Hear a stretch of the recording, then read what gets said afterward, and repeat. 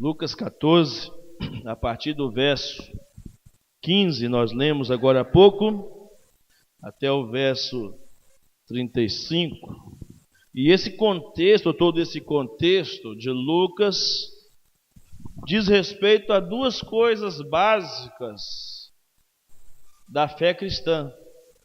Fala sobre um chamado para a fé e um chamado para o discipulado.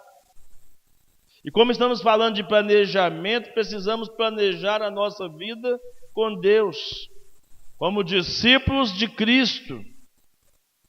E nós temos nesta parábola do Senhor, talvez uma das mais instrutivas, talvez um dos textos que mais nos elucidam a questão do chamado à fé e do chamado ao discipulado. Jesus usou aqui de vários exemplos para poder nos ensinar verdades tão profundas. E diante daquela afirmação do servo que estava junto com o Senhor, bem-aventurado aquele que comer pão no reino de Deus. Diante desta afirmação de que é feliz aquele que se alimenta do reino, aquele servo certamente não poderia imaginar que ia desencadear um dos maiores ensinamentos para nós a respeito da salvação e a respeito do discipulado. É provável que o autor dessa frase, que estava ali naquele lugar com Cristo, seja alguém que desejava ir para o céu, que pertencia à classe das pessoas que desejam ir para o céu, que pertencia à classe das pessoas que gostam de ouvir de coisas espirituais, mas que não passava disso. Estava muito na superficialidade, muito da limitação dos interesses pessoais. Nada mais que isso. Então o Senhor aproveita aquela ocasião para falar a respeito da salvação como uma grande ceia, um grande banquete preparado pelo Senhor, como um reino que pode ser ofertado aos homens e que ao mesmo tempo pode ser rejeitado por esses homens.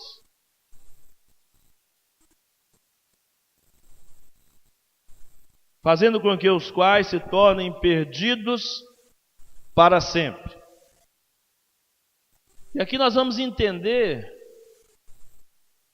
exatamente o que o texto quer dizer, para que não fique dúvidas em nosso coração.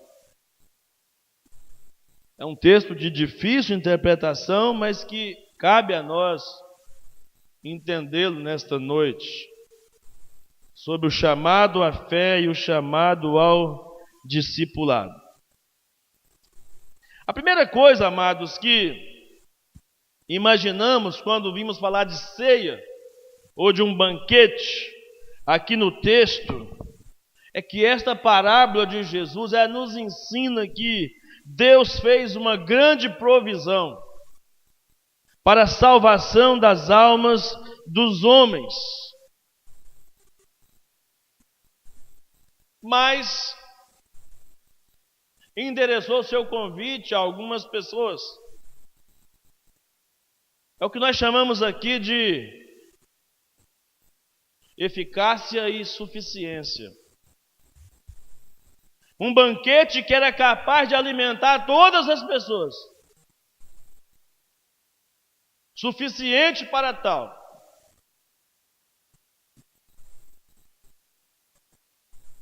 Mas eficaz àqueles que entenderem ou entendessem sua total dependência do dono do banquete. o Senhor. Fique atento, o texto diz: certo homem deu uma grande ceia e convidou a muitos. Então, o primeiro ponto é você pensar nessa noite: convidou muitos. Isso tem muito significado, porque muitos não são todos, mas muitos também não são poucos. Ao mesmo tempo que ele não convida todos, convida muitos, para que venha e participe desse banquete, porque é exatamente isso que consiste o convite do Evangelho, o convite da salvação. O convite para a ceia apresenta isso, há um suprimento completo. No banquete oferecido pelo Senhor, onde tudo que os pecadores necessitam, poderão encontrar nele. Tudo de que os pecadores necessitam para ser salvos, encontrarão suprimento nesse banquete oferecido pelo Senhor. Naturalmente, somos todos nós famintos, vazios, desamparados, estamos a ponto de perecer por inanição. Mas aqui nesse banquete, ele oferece perdão para os pecados, para todos os pecados, paz com Deus, justificação, santificação, graça na jornada terrena e glória na vida além. São as maravilhosas provisões que encontramos nesse banquete que Ele preparou para atender às necessidades da nossa alma. Os anseios da nossa alma podem ser satisfeitos nele, é um verdadeiro banquete. Não existe nada em que um coração que esteja sobrecarregado pelo pecado, que desejam, ou as consciências que estão fatigadas pela culpa, que não possam em Cristo ser colocados e experimentar o alívio e a rica provisão do Senhor. Em poucas palavras, Cristo é a síntese desse banquete, desta grande ceia. Ele diz: eu sou o pão da vida, eu que sacio vocês. O que vem a mim jamais terá fome, quem crê em mim jamais terá sede. Quem comer da minha carne, quem beber do meu sangue tem vida eterna. E a minha carne é a verdadeira comida, o meu sangue é a verdadeira bebida. João 6, 35, 54, 55. Nesse contexto, então, Jesus diz: eu tenho provisão para vocês. Eu preparei, eu tenho, porque eu preparei provisão. Não é à toa que ele diz: vinde a mim todos que estáis cansados, oprimidos, sobrecarregados, deprimidos, desajustados, venham a mim todos. Todos que descobriram que não podem sozinhos. Todos que descobriram que não podem vencer sem a minha ajuda, sem a minha interferência. Venham a mim todos e eu vos aliviarei. É a promessa do Senhor. A segunda coisa, amados, que aprendo aqui nesse texto, nessa primeira parte dos versos 15 até o verso 24, é que esta parábola nos ensina que a oferta, ou as ofertas, os convites do Evangelho são amplos, são generosos, fruto da generosidade de Deus por nós. O Senhor Jesus disse ao patrono da ceia, enviou seu servo para avisar aos convidados Vinde, porque tudo já está preparado. Quando eu li esse texto, eu logo me deparei com uma expressão que eu acho uma das mais fantásticas da Bíblia. Quando ele diz, vinde porque tudo já está preparado, imediatamente veio à minha mente a palavra, a expressão, tetelestai. Está consumado. Vinde porque já está consumado. Em outras palavras, é como se ele dissesse, eu te escolhi antes da fundação do mundo, mas esse é o tempo. Esse é o momento para você experimentar, usufruir dessa eleição, dessa escolha que eu fiz antes da fundação do mundo. Está tudo preparado. Em outras palavras, ele está dizendo, foi eu que fiz tudo. Eu que preparei tudo para você. É um banquete, a salvação, a vida eterna, é um banquete espiritual preparado pelo Senhor. E o que eu aprendo, amados, é que da parte de Deus não falta nada. Nada está em falta para a salvação do homem. Se o homem não é salvo, a culpa não é de Deus. O Pai está disposto a receber a todos os que vierem a Ele por meio da fé em Cristo Jesus. A grande questão é quem é que quer vir. E é aí que muitos de nós pregadores, muitas vezes cometemos um grande equívoco na pregação, porque quando queremos saber quantos querem vir, queremos quase que implorar as pessoas a fazerem uma escolha, a fazerem uma decisão, que é elas que têm que sentir desejo de vir aqui. E que elas não sentirão desejo, a menos que esse desejo venha de Deus. A Bíblia diz em Filipenses 2,13 que Ele opera o querer e o realizar. Ele põe o desejo de ser salvo. Só Ele pode pôr no coração do homem o desejo de ser salvo. Só Ele pode colocar no homem os anseios pela eternidade, as saudades, aquele sentimento de nostalgia, de angústia, de ansiedade por aquele encontro triunfal, de voltar para onde nós viemos. Só Ele pode colocar no nosso coração esse sentimento, esse desejo ardente pelos céus, pela pessoa de Deus, pelo relacionamento com Ele. O Filho está pronto.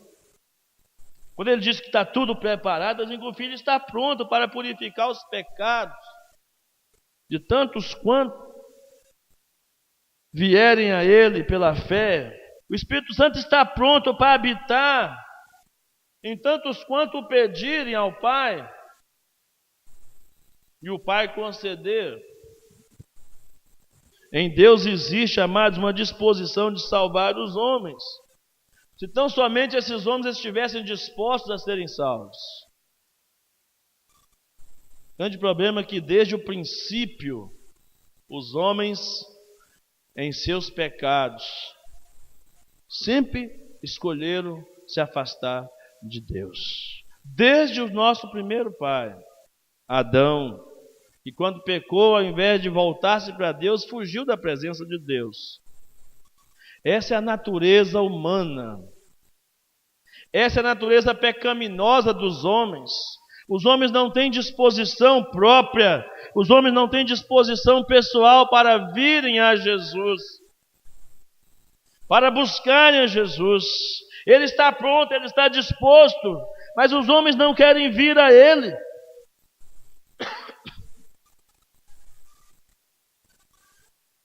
O que me chamou a atenção também nesse texto, irmãos, é que os convidados precisam ser convidados. O texto diz isso aí,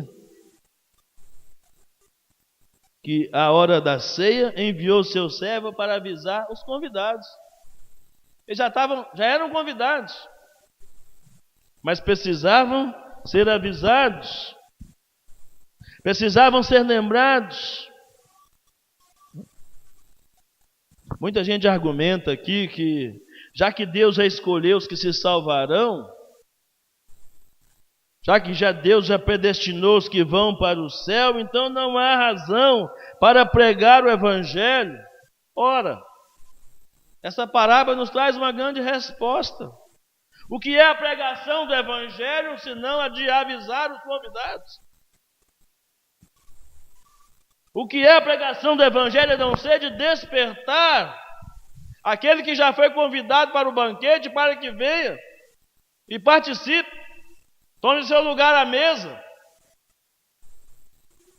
Aquele que era como Mefibosete lá, coxo, aleijado dos pés, que não podia ir por si mesmo, mas agora pode sentar à mesa do rei e comer como um filho do rei. O texto nos aponta para essa realidade. Se fosse você, irmão, se for você ou fosse você um dos salvos e não soubesse disso, eu garanto que algum tempo atrás você não sabia que você seria um crente. Você não sabia que você seria membro desta igreja. Você não sabia que você seria um salvo. As convicções do céu ainda não haviam tomado parte, não tomado vida em seu coração.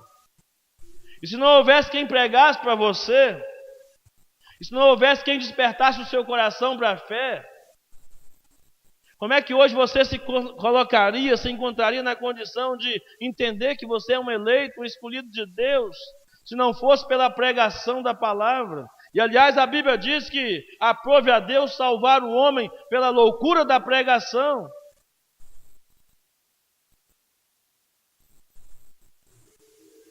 Não é porque ele tem uma escolha, não é porque ele tem um predestino,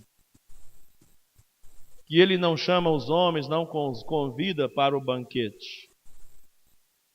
Ele convida, ele traz, ele busca. Mas é interessante que as reações de algumas pessoas aqui revelam exatamente qual é o caráter do ser humano,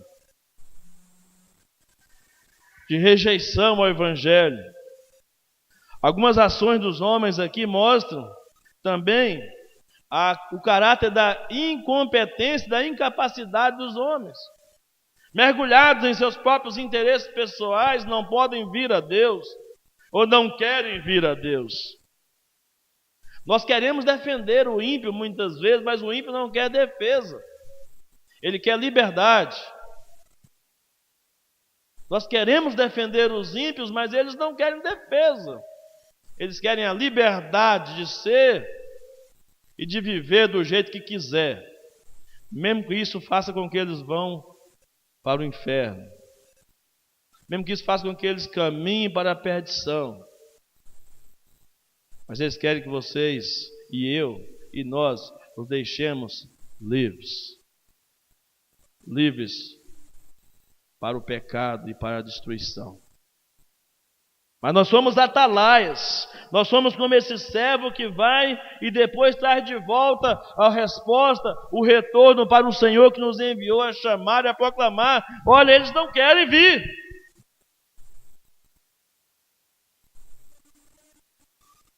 Insista mais um pouco, mas eles não querem vir.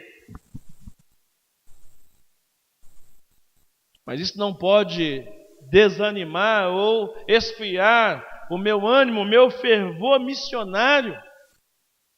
Porque a minha obrigação não é converter almas, minha obrigação é pregar o Evangelho. Conversão de almas é obra do Espírito Santo. Muitos missionários, muitos pregadores estão frustrados com o evangelismo e com a obra de missões, porque eles querem fazer o papel do Espírito Santo. Muitos pregadores estão frustrados ou criando alguns artifícios. Um dia eu vi uma pessoa falando num curso de evangelismo, dizendo, olha, tem uma estratégia fantástica.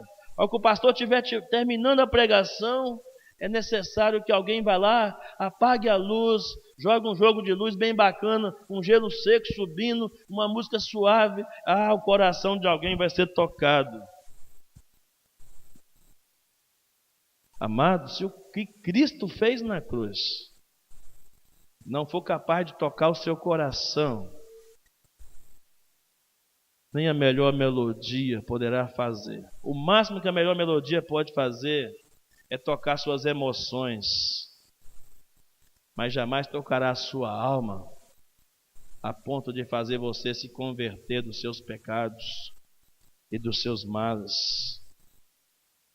Então, qual de nós que não gostaríamos de ser despertados, avisados de que o banquete começou, que é hora de tomar posse, que é hora de nos alimentarmos? E pelo que nós vimos, há plena certeza aqui para os pecadores. Plena certeza para os pecadores que se aproximam de Deus através de Cristo. O vocábulo é vinde. O vocábulo vinde aqui se estende a todos, sem exceção. Os homens que trabalham intensamente por sua salvação, sentem-se cansados? Vinde a mim, disse Jesus. Todos que estáis cansados e sobrecarregados, vinde a mim, eu vos aliviarei. Estão sedentos? Vinde a mim. Tem sede? Venha e beba. São pobres? São famintos? Vinde. Comprai sem dinheiro e sem preço vinho e leite. Isaías 55:1. Desculpe, nenhum homem jamais poderá dizer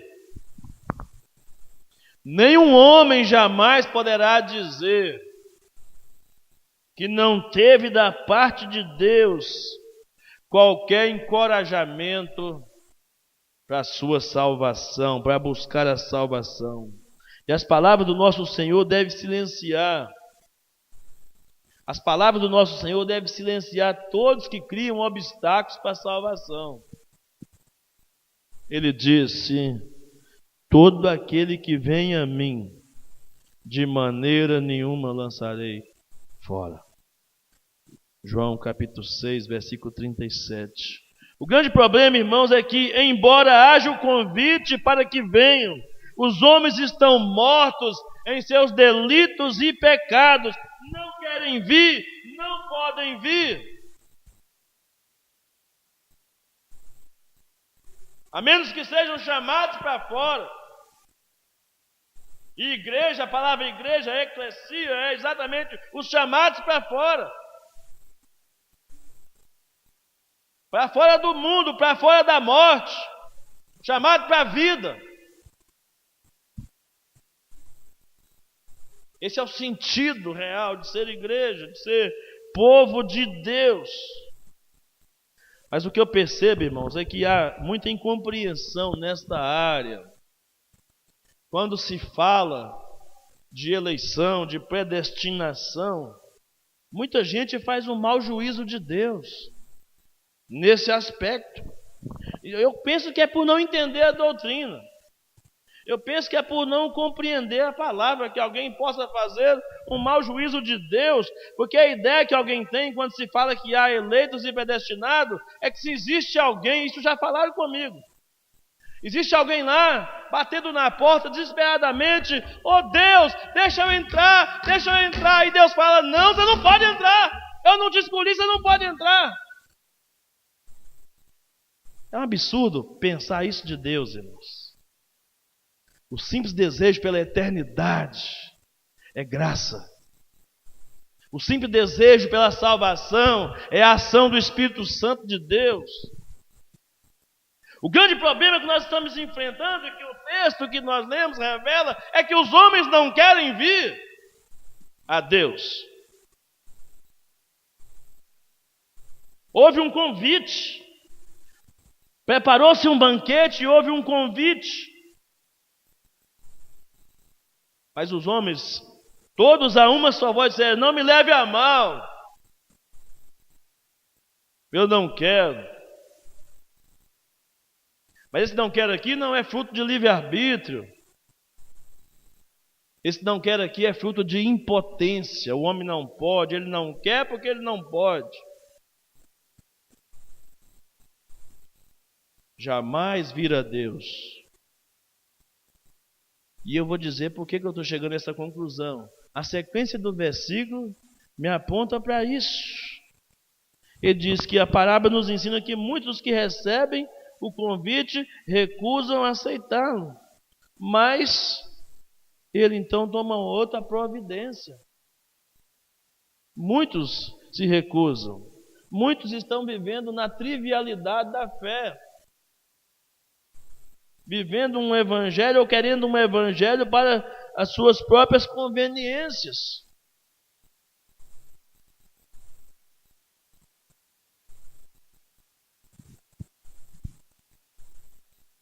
Jesus falou que quando o servo foi avisar os convidados, eles se excusavam-se.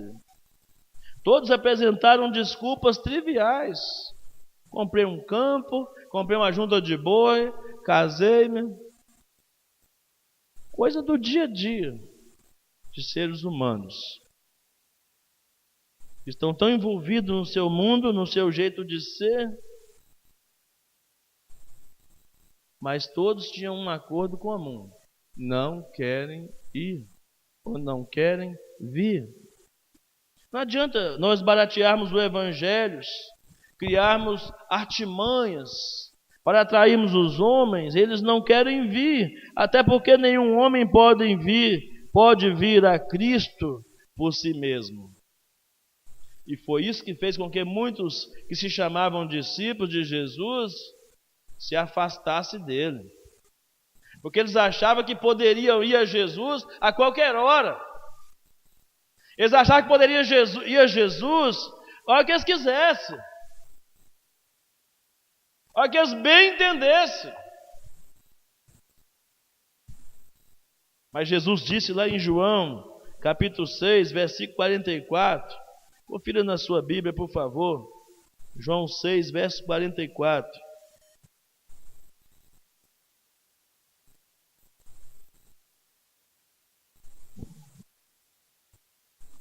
Está muito claro, irmãos. João 6,44. Ninguém pode vir a mim se o Pai que me enviou não o trouxer, e eu ressuscitarei no último dia. Depois, no verso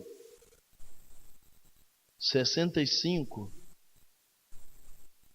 ele diz, e prosseguiu: por causa disto é que vos tenho dito, ninguém pode vir a mim, se pelo Pai não lhe for concedido.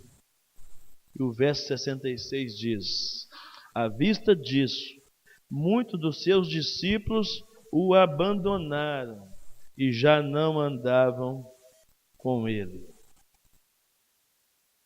Todos aqueles que achavam que poderia ser crente a hora que bem entendesse, poderia ir para a igreja no dia que ele bem entendesse, poderia ter a opção de comer do banquete ou não,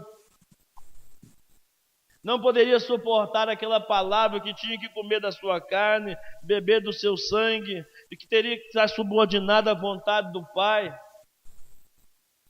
Ninguém pode ser discípulo de Cristo sem estar subordinado à vontade do Pai. Milhões de pessoas, irmãos, estão continuamente fazendo isso que a parábola descreve. São convidados a vir a Cristo, mas não querem vir. E eu quero dizer que não é ignorância quanto ao cristianismo, não. Não é a ignorância que arruína a alma dos homens, é a falta de vontade de usar o conhecimento que possui, ou o amor por este mundo, que impede os homens de virem a Cristo. Não é imoralidade explícita que está enchendo o inferno, é o excessivo apego às coisas que em si mesmo pode até ser legítimas, mas tem ocupado o primeiro lugar que é de Deus na vida dos homens. Não devemos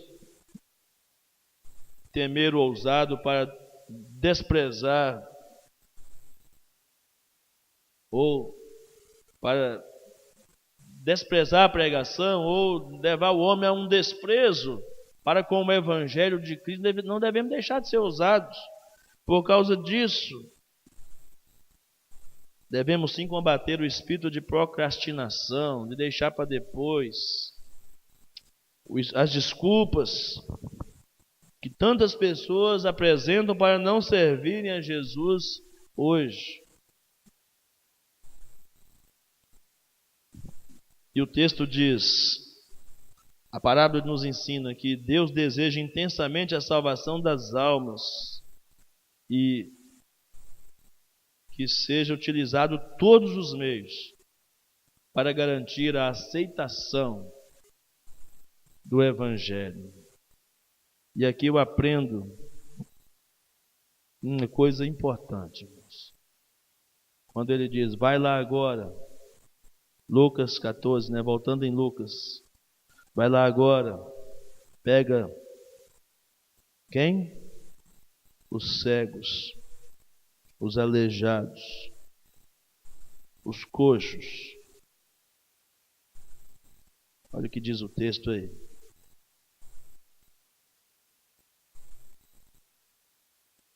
Os pobres, os aleijados, os cegos, os coxos. Vai lá agora.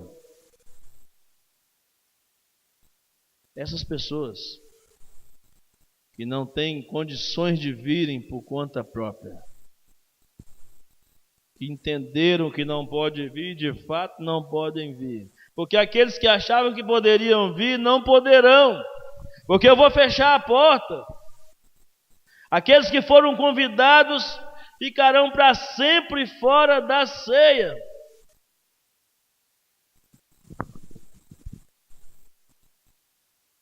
Para sempre fora da ceia. Do banquete. Mas ele diz, forçai-os a entrar. Aqueles que estão nos valados, nos caminhos, nos atalhos, obrigue-os a entrar. A salvação é na força de Deus, não por força nem por violência, mas pelo Espírito do Senhor. Então é na força do Senhor, o reino de Deus é conquistado. Na força do Espírito Santo. É Ele que força, Ele que obriga o homem a crer. Ele que põe o sentimento que está aqui no texto e nós queremos fugir dessa realidade. Como que o homem pode crer se Deus não plantar nele o desejo pela fé? Isso gera muita discussão para muita gente, esse obrigar a entrar. Mas eu quero dizer que isso aqui é uma demonstração de comunhão, de compaixão, da longanimidade inesgotável de Deus pelo pecador. É de alguém que, sendo um eleito, de sendo um salvo, de sendo um alcançado pela graça, mas que ainda insiste em viver fora do caminho, fora da presença. E Deus não vai deixar você perecer, meu irmão. Deus não vai deixar você ficar fora da presença, fora do reino. Se você de fato é um salvo, se você de fato é um filho de Deus, se de fato Deus tem um plano pessoal para a sua vida, de fazer de você habitante do reino celestial,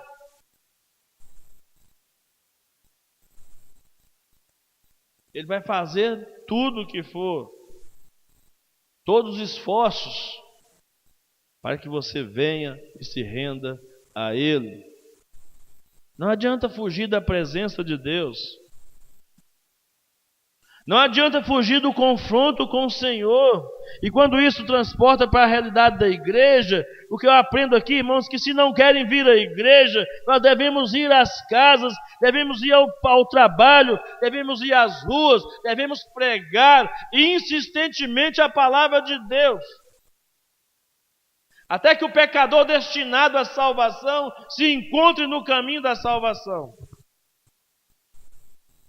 Não podemos desistir facilmente das pessoas. É por isso que o apóstolo Paulo, escrevendo a Timóteo, disse a ele: pregue a tempo e a fora de tempo, em tempo oportuno ou não. E nós no dia a dia, você sabe disso, nós temos que lidar no dia a dia com muitas pessoas não convertidas, que estão quase dormindo, quase totalmente fora de si, sem a plena consciência do seu estado ou do estado que se encontram. E precisa de uma palavra que possa chacoalhá-las, chamá-las à vida, chamá-las à realidade da fé. Temos que muitas vezes clamar em alta voz, repetidas vezes, até que o pecador se convença do estado miserável da sua alma. Há um versículo que me foge agora a referência, no Evangelho de Marcos, que diz que ele não tem nenhum prazer em apagar o tição que fumega. Ele não tem nenhum prazer em apagar o tição que fumega. Se houver fumaça ali, se houver sinal de fogo, ele há de soprar. Diariamente, irmão, nós temos de lidar com pessoas como se elas fossem pessoas que estão prestes a cometer suicídio, porque querer viver a vida longe de Deus é como se estivesse cometendo um suicídio. É declarando a sua própria morte. Nós temos que afirmar: não posso, não ousarei permitir que você continue avançando para o inferno. Eu vou insistir com você. Não posso permitir que você, não posso ver a ruína da sua alma e continuar calado, sem ser o atalaia, sem ser aquele que avisa.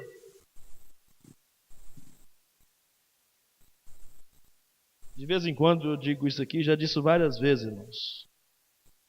Eu quero que você volte para sua casa de novo pensando nisso. Se você tem um amigo, se você tem um familiar, um vizinho, um colega de trabalho, de escola, que você diz que ama, mas você não fala de Jesus para ele, você é mentiroso. Desculpa eu te falar isso, mas você é mentiroso. Você não ama coisa nenhuma. Que amigo é esse que está vendo o outro afundando no pecado, indo para o inferno, e não avisa, e não alerta, e não insiste, e não joga a corda para laçá-lo? Que amigo é esse? Só se for amigo da onça. Eu não quero ter amigo desse jeito, não. E está vendo o outro indo para o inferno e não fala nada.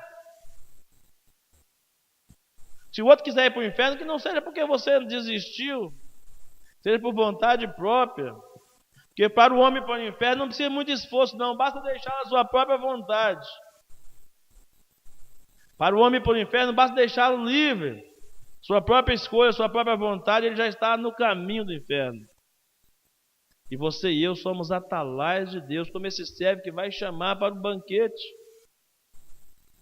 para conduzir vidas, conduzir pessoas ao reino de Deus. E quando você for assim, agir assim, de maneira tão zelosa com essa pessoa, ainda assim, elas podem zombar, podem escarnecer de todo esse zelo seu pelo cristianismo, pela fé cristã, pela fé salvadora, te considerar até um fanático. Mas você e eu, como homens de Deus, vocês mulheres de Deus, se de fato desejam realizar a obra de evangelista, de discípulo de Cristo, você não vai se importar com o que os homens dizem. Você simplesmente vai fazer a sua parte. Ou então você não ama coisa nenhuma as pessoas. Que amor é esse? Que eu deixo perecer? Que amor é esse? Os homens vão para o inferno não é por falta de amor de Deus, não. É porque eles amam a si mesmos. É por amor a si mesmo que eles vão para o inferno. E não por ausência do amor de Deus. Nós temos a obrigação de mostrar o amor de Deus. Nós temos a obrigação de dizer: vinde ao banquete, vinde a mim. Já aceitamos o convite de Jesus de ir às pessoas? Ou não podemos ir, ou não podemos vir? E se morrermos sem vir a Cristo, seria melhor nunca ter nascido. Morrer sem vir a Cristo seria melhor nunca ter nascido. Nós cantamos isso. Se não for para te adorar, para que nasci?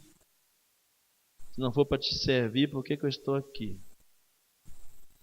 Que tipo de discípulo é você, irmão? Irmão, que Deus pode contar com você quando, onde? Você já calculou o preço do discipulado? É isso que eu quero deixar para o próximo domingo, essa interrogação. Se você já calculou o preço do discipulado. Há um chamado para a fé. Ok. Mas há um chamado para o discipulado também. Eu quero confrontar você, se Deus assim nos permitir, no próximo domingo, com o custo, o preço do discipulado. Para que você seja testado e provado se você de fato é uma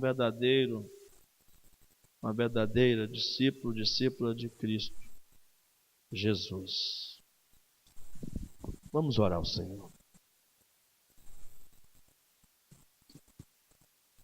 Nosso Deus, que palavra, Senhor, poderosa, desafiadora, e demonstra, Deus, o tamanho das nossas limitações, tanto para vir a Ti, quanto para fazer a Tua obra. E tudo que nos resta nesta noite é clamar por misericórdia. Tem misericórdia de nós, Senhor. Tem misericórdia daquele nosso amigo, vizinho, parente, que está perdido e precisa ser alertado da sua perdição. E que ele, ainda que queira permanecer na perdição, que ele permaneça consciente da sua perdição, do seu pecado e do destino trágico da sua alma, Pai. Deus, enche o nosso coração de amor pelos perdidos. Nos ajude a revelar, ó Deus, esse amor que vem do Senhor. Os homens têm rejeitado o Senhor. Têm rejeitado o Evangelho puro e simples do Senhor. Muitos têm aceitado outros evangelhos. Mas nós queremos pregar a Cristo e este crucificado, Pai, para a salvação de todo aquele que crê. Fortaleça-nos, ó Deus. Nos dê mais compreensão do texto sagrado. Nos ajude a aplicar essas verdades em nossos corações. Nos ajude a crer e a depender do Senhor. Faz de nós verdadeiros discípulos do Senhor. E chame, ó Deus, tantos quantos o Senhor quiser. Nós cremos nisso. Para a vida, para a salvação em Cristo Jesus. Que esses sejam como esses coxos, aleijados e mancos, pobres, completamente incapazes de salvarem a si mesmos, mas que são trazidos para a mesa do Rei, para ser filho do Rei. Oh Deus, muito obrigado por essa palavra nesta noite. Que ela tenha encontrado corações receptivos para ela nesta noite, ó Pai. É o desejo do nosso coração. em nome de Jesus. Amém.